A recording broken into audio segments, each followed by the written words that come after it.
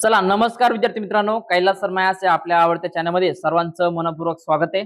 चला विद्यार्थी मित्रांनो, पटापट व्हिडिओ बघा। आता काय बघा मित्रांनो, तर इयत्ता 7वीचा आपण समाजशास्त्राचा पेपर कसा असणार आहे, त्याच्यानंतर प्रश्नपत्रिकेचं स्वरूप किती असणार आहे, किती मार्काला असणार आहे, कोणकोणते प्रश्न आयएमपी आणि हे सगळं आपण काय करणार मित्रांनो या व्हिडिओमध्ये आपण बघून घेणार आहे। ठीक आहे, तर सर्वप्रथम विद्यार्थी मित्रांनो लक्षात घ्या, एक गोष्ट तुम्ही समजून घ्या का उद्याचा जो पेपर असतो सगळ्यांचा पेपर हा समान नसणार आहे। ठीक आहे, पण त्या परीक्षेसाठी कोणकोणते प्रश्न आयएमपी असणार आहे किंवा प्रश्नपत्रिका कशी असू शकते हे स्वरूप आपण काय करणार या व्हिडिओमध्ये बघून घेणार आहे। त्यापूर्वी विद्यार्थी मित्रांनो, पॅडचे जेवढे पेपर होते तेवढे तुम्हाला दिले होते, ते आले का नाही मला नक्की कळवा। आणि त्याच्यानंतर मित्रांनो कोणतीही लोड घेऊ नका, सगळं तुमच्या सोबत आहे मी, काही अडचण येणार नाही पुढे, मी 100% तुम्हाला गॅरंटी देतो सगळे मुले पास होतील आणि आपलं भविष्य उज्ज्वल होईल। ठीक आहे, त्यापूर्वी विद्यार्थी मित्रांनो एक सपोर्ट म्हणून चॅनलला पटकन सबस्क्राईब करा, व्हिडिओला पण एकदा लाईक करून द्या आणि एकदम छोटीशी एकदम प्रेमाने एकदम चांगली अशी कमेंट करा, जेणेकरून ती कमेंट वाचून मला खूप चांगलं वाटलं पाहिजे, का अजून मला वाटलं पाहिजे का मी आपल्या विद्यार्थ्यांसाठी अजून काहीतरी नवीन करावं। ओके, चला पटकन सबस्क्राईब करा, एक लाईकचं बटन आणि एक कमेंट, बस बाकी काय करू नका, बाकी जे करायचे ते तुमच्यासाठी मी करतो। ओके, चला बघा मित्रांनो, आता 7वीचा आपण बघतोय पेपर, कितवीचा बघतोय मित्रांनो आता लक्षात घ्या, इयत्ता 7वीचा आपण द्वितीय सत्र संकलित मूल्यमापनचा आपण म्हणजेच काय समाजशास्त्राचा पेपर आता बघतोय। आता सगळ्यात पहिले आपण इतिहास नागरिकशास्त्र बघूया। एकूण 30 मार्काला, किती मार्काला मित्रांनो लक्षात घ्या, 30 मार्काला। आता पहिला प्रश्न बघा, छत्रपती संभाजी महाराजांनी डॅश डॅश हा राजनीतीपर ग्रंथ लिहिला, बरोबर आहे। दुसरा बघा, डॅश डॅश यांनी पैठण जवळ राक्षस भुवन येथे निजमाला पराभूत केले। त्याच्यानंतर तिसरा बघा, डॅश डॅश यांनी दिल्लीच्या गादीवर बादशाहला पुन्हा स्थापन केले। आणि 4 नंबरचा बघा, शिवकाळातील मंदिरे यादवकालीन डॅश डॅश पद्धतीचे आहे। आणि 5 बघा, स्वराज्यात सुमारे ज्या टिंब किल्ले आहेत, एकूण किती किल्ले ती, तर फक्त मित्रांनो लक्षात घ्या, मी तुम्हाला परीक्षेचा म्हणजे उद्याच्या प्रश्नपत्रिकेचं स्वरूप सांगतोय। ठीक आहे, म्हणजेच काय तुम्हाला एकूण स्टार्टिंगला अशा 5 गाळल्या जागा येऊ शकतात, तुम्हाला किती येऊ शकतात मित्रांनो, 5 तुम्हाला गाळल्या जागा अशा येऊ शकतात, बरोबर आहे। तर स्वराज्यामध्ये मित्रांनो लक्षात घ्या का एकूण 300 किल्ले, किती किल्ले ती 300 किल्ले ती, हे लक्षात ठेवणं गरजेचं आहे। ठीक आहे, चला पुढे बघूया आता मित्रांनो, तक्ता पूर्ण करा बघा। पहिला बाजीराव दिले त्यांची वंशावळ तुम्हाला लिहायची, बघायचं काय करायचं तुम्हाला, पहिल्या बाजीराव यांची वंशावळ लिहायची। पुढे बघा, कोणते लिहा, काय दिले कोणते लिहा, वेतन धारण करणारा, गावांचे संरक्षण करणारा, काळीत काम करणारा आणि गावाची महसूल सांभाळणारा, याच्याविषयी तुम्हाला काय करायचे लिहायचे, का कोण तो सांभाळतो किंवा कोण रक्षण करतो। ठीक आहे, तर मित्रांनो लक्षात घ्या, क्वेश्चन पेपर सेम तर नसणारच आहे, पण मित्रांनो अशा प्रकारची प्रश्नपत्रिका असणार आहे, क्वचित तुम्हाला याच्यातले काही प्रश्न येऊ शकतात। ठीक आहे, पुढे बघूया मित्रांनो, आता काय तर खालील प्रश्नांची एका वाक्यात उत्तरे लिहा।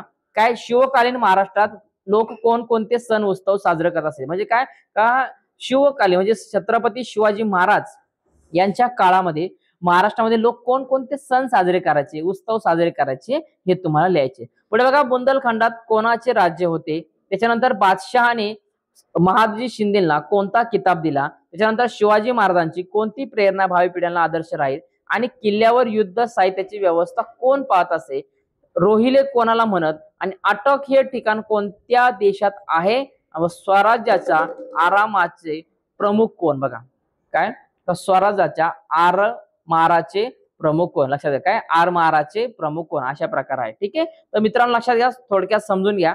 आणि हे जे काही प्रश्न दिलेत आपल्या मित्रांनो, का स्वराज्यावरती प्रश्न हे 100% तुम्हाला बऱ्याचदा विचारले जातात। ठीक आहे, मग काय दिला आपला शेवटचा प्रश्न आपण, स्वराज्याच्या आरमाराचे प्रमुख कोण होते। ठीक आहे, हे तुम्हाला लिहायचे। पुढे बघा, पुढील प्रश्नांची थोडक्यात उत्तरे लिहा, कोणतेही 2 दिले, आता याच्यात 3 दिले तुम्हाला, कोणतेही 2 तुम्हाला लिहायचे। पहिला बघा काय दिलाय, आजमशहाने छत्रपती शाहू महाराजांची कैदेतून सुटका का केली, त्यानंतर संभाजी महाराजांनंतर मुघलांशी निकराचा लढा देण्यासाठी मराठे सज्ज का झाले, व रयतेचे नुकसान होऊ नये म्हणून छत्रपती शिवाजी महाराज यांनी सैनिकांना कोणती ताकीद दिली, बघा बरोबर आहे। याच्या प्रकारची तुम्हाला काय करायची माहिती लिहायची। पुढे बघा, पुढील संकल्पना स्पष्ट करा, का कोणतेही एक बघा काय दिले, समाजातील अनेक चालीरीती आणि अहिल्याबाई होळकरांची कामे। ठीक आहे, 2-2 तुम्हाला लिहायचे ते। ठीक आहे, पुढे बघा मित्रांनो, पुढचा प्रश्न बघूया आपण, कंसातील योग्य शब्द वापरून रिकाम्या जागा भरा। पहिला बघा, 6 ते 14 वयोगटातील सर्व मुला मुलींना डॅश डॅश घेण्याचा मूलभूत हक्क आहे, बरोबर आहे। पुढे दिले, भारत हे एक टिंब एक राष्ट्र आहे, प्रत्येक नागरिकाने डॅश डॅशचे पालन केले पाहिजे, म्हणजे कशाचे पालन केले पाहिजे। ठीक आहे, बरोबर आहे, तुम्हाला याची माहिती द्यायची। पुढे बघा, हक्क आणि कर्तव्य एकाच नाण्याच्या दोन बाजू आहेत चुक्की बरोबर. तुम्हाला फक्त अशात या चुक्की बरोबर लिहायचे. तुम्हाला कारण द्यायचे का? अजिबात नाही द्यायचं. कारण देऊन तुम्हाला पुन्हा लिहायचं का? नाही. फक्त चूक आहे का? चूक. चूक असेल तर चूक आणि बरोबर असेल तर बरोबर. ट्रू आणि फॉल्स. पुढे बघा, संविधानाने सर्व भारतीय नागरिकांना समान हक्क दिलेले नाही. हे काय विद्यार्थी मित्रांनो? चूक उदाहरण आहे. संविधानाने सर्वांना समान हक्क दिलेला आहे. बरोबर आहे. आपण शाळेत संविधान घेत असतो. पुढे बघा, पुढील प्रश्नांची एका वाक्यात उत्तरे लिहा. काय दिले बघा? परमादेश म्हणजे काय? मूलभूत हक्क म्हणजे काय? उत्प्रेक्षण म्हणजे काय? आणि संविधानात्मक उपाययोजनांचा हक्क म्हणजे काय? तुम्हाला लिहायचे. कोणतेही 3 लिहायचे. आणि लक्षात घ्या मित्रांनो, ऍटलिस्ट तुम्हाला याच्यावरती बघा, ऍटलिस्ट तुम्हाला याच्यावरती 3 ते 4 ओळी येणं अपेक्षित आहे. ठीक आहे, समजते ना? काय का म्हणजे एक प्रश्न तुम्ही लिहिला तर त्याचा 1 ओळ, दुसरा लिहिला तशी 2 ओळ, तिसरा लिहिला तशी 3 ओळ. म्हणजे काय, तुम्हाला ऍटलिस्ट 3 प्रश्न असेल तर एका प्रश्नाला 1-1 ओळ, अशा तुम्ही 3 ते 4 ओळी इथं आल्या पाहिजे खाली. बघा, एक कंस दिले ना, या कंसामध्ये प्रश्न क्रमांक टाकायचा. पुढे बघा, पुढील प्रश्नांची थोडक्यात उत्तरे द्या. काय तर भारतीय नागरिकांची मूलभूत कर्तव्य कोणकोणती आहेत? त्याच्यानंतर 14 वर्षाखाली बालकांना धोक्याच्या ठिकाणी कामावर ठेवण्यास बंदी का आहे हे तुम्हाला लिहायचे. ठीक आहे, बघा कोणतंही एक तुम्हाला कारण देते, 4 ओळी तरी आले पाहिजे. पुढे आता बघूया आपण नेक्स्ट. बघा, भूगोलाकडे जाऊया. बघा काय दिलंय, तर उच्च दर्जाच्या मृदेच्या डॅशचा स्तर निर्माण होण्यासाठी हजारो वर्षाचा कालावधी लागतो. बघा असं दिलंय. मग आता मित्रांनो काय करा, तुम्हाला रिकाम्या जागी भरायचे. 5 तुम्हाला रिकाम्या जागा येऊ शकतात. लक्षात घ्या, काय किती येऊ शकतात मित्रांनो? 5 येऊ शकते. त्याच्यामुळे कोणीही हातातले मार्क गमावू नका. पुढे बघा, हे पर्यटन व्यवसायातील एक नवे क्षेत्र आहे.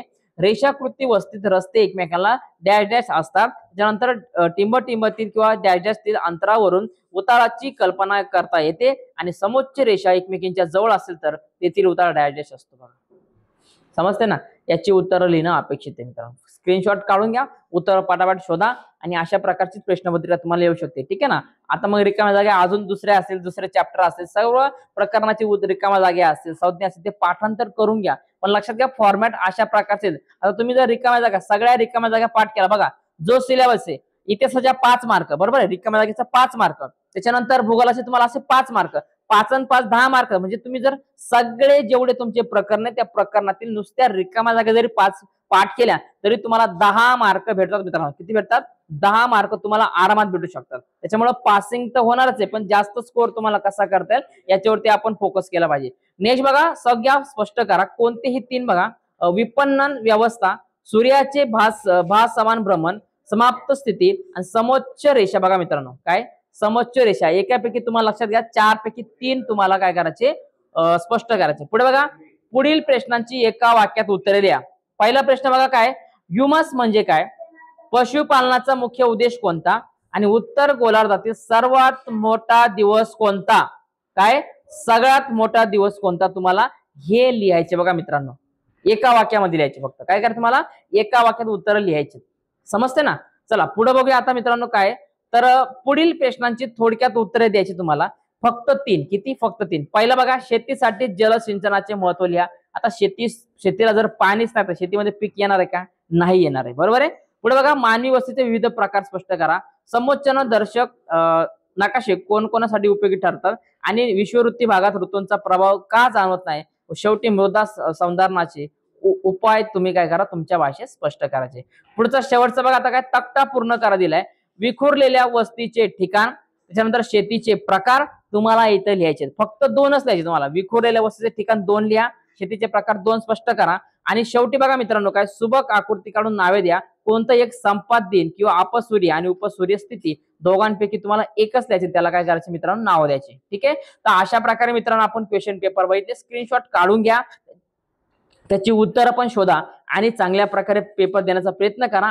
पण लक्षात घ्या मित्रांनो, फॉर्मॅट हाच असणार आहे. फक्त काही प्रश्न येऊ शकतात, काही प्रश्न नाही येऊ शकत. त्यासाठी तुम्ही अजून अतिरिक्त अभ्यास करून घ्या. ठीक आहे. त्यानंतर मला पॅटचे पेपरचे जे काही पेपर आपण पाठवले त्याचे IMP प्रश्न आले का नाही मला कमेंट करा. त्याच्यानंतर मित्रांनो, नवीन असाल सगळ्यांनी पटकन चॅनलला सबस्क्राईब करू द्या. आपल्याला लवकरच 1 लाख सबस्क्रायबर आपले पूर्ण करायचे. कोणत्याही परिस्थितीमध्ये आपल्याला 1 लाख सबस्क्रायबर पूर्ण करायचे.